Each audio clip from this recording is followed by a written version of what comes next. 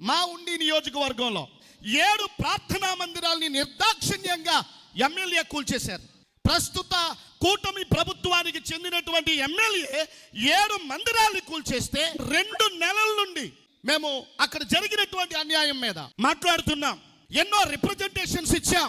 కనీసం జరిగింది తప్పు, ఇట్లా చేసి ఉండకూడదు అనేటటువంటి మాట ప్రభుత్వం సైడ్ నుండి కానీ, ఎమ్మెల్యే సైడ్ నుండి కానీ, అధికారుల సైడ్ నుండి కానీ ఈ రోజు కూడా రాలేదు.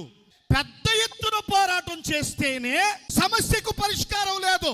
సేవకుల మీద దాడులు, ఈ ప్రకారంగా చూస్తే మందిరాల మీద దాడులు, ఎక్కడ చూసినా క్రైస్తవ్యాన్ని భయపెట్టే చర్యలు కనబడుతూ ఉంటే ప్రభుత్వం సైడ్ నుండి చంద్రబాబు నాయుడు గారు మాట్లాడరు, సీఎం గారు మాట్లాడరు, మంత్రులు మాట్లాడరు, ఎమ్మెల్యేలు మాట్లాడరు.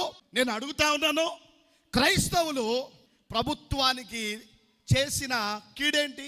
ఎందుకు క్రిస్టియానిటీ పట్ల ప్రభుత్వం అన్టచబిలిటీని పాటిస్తుంది? ఏమిటి మా మీద ఈ వివక్ష?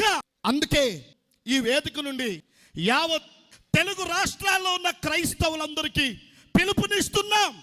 ఎటువంటి పిలుపు అంటే, ఇప్పుడు నేను ఏపీసీపీఏ వ్యవస్థాపక అధ్యక్షునిగా ఉన్నాను, సిఎండిఎఫ్ వ్యవస్థాపక అధ్యక్షులు ఉన్నారు, అదేవిధంగా మల్లెల రాజు గారు ఉన్నారు, అదేవిధంగా కొన్ని ఆర్గనైజేషన్కి సంబంధించినటువంటి నాయకులు ఉన్నారు. ఈరోజు మన గళం ఒక్కటే, మన దృక్పథం ఒక్కటే. మనల్ని మనం ప్రొటెక్ట్ చేసుకోవాల్సిన ఆవశ్యకత మన మీద ఉంది. మన గురించి ఎవడో మాట్లాడడం, మన గురించి మనమే మాట్లాడుకోవాలి. ఈరోజు మన బలం గొప్పదే, కానీ మనకి బలం ఉంది, గళం లేదు. ఎప్పుడైతే గళం ఉంటుందో బలం యొక్క గొప్పతనం కనబడుతుంది. అన్యాయం జరిగిన చోట మాట్లాడకపోతే అణచి వేతలే జరుగుతాయి. అన్యాయం జరిగిన చోట మాట్లాడేవాడు ఉంటే ప్రభుత్వ వ్యవస్థలన్నీ గడగడలాడతాయి. మన చేతగానితనం ఏంటో తెలుసా? మాట్లాడలేకపోవడం. ఇక్కడ ఎంతమంది పెద్దలు ఉన్నారు, సేవకులు ఉన్నారు, సంఘ కాపరులు, అదేవిధంగా పాస్టర్మ గారులు అనేక మంది ఉన్నారు కదా. మనం మాట్లాడితే ప్రభువైనటువంటి యేసుక్రీస్తు చూపించినటువంటి ప్రేమ కొరకు 100 మంది చైతన్యవంతులు అవుతున్నారు.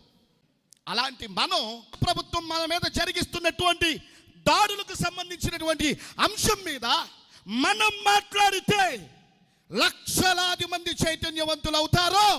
దేని మీద మాట్లాడాలో తెలుసా? మన మీద జరుగుతున్నటువంటి దాడుల మీద మాట్లాడాలి.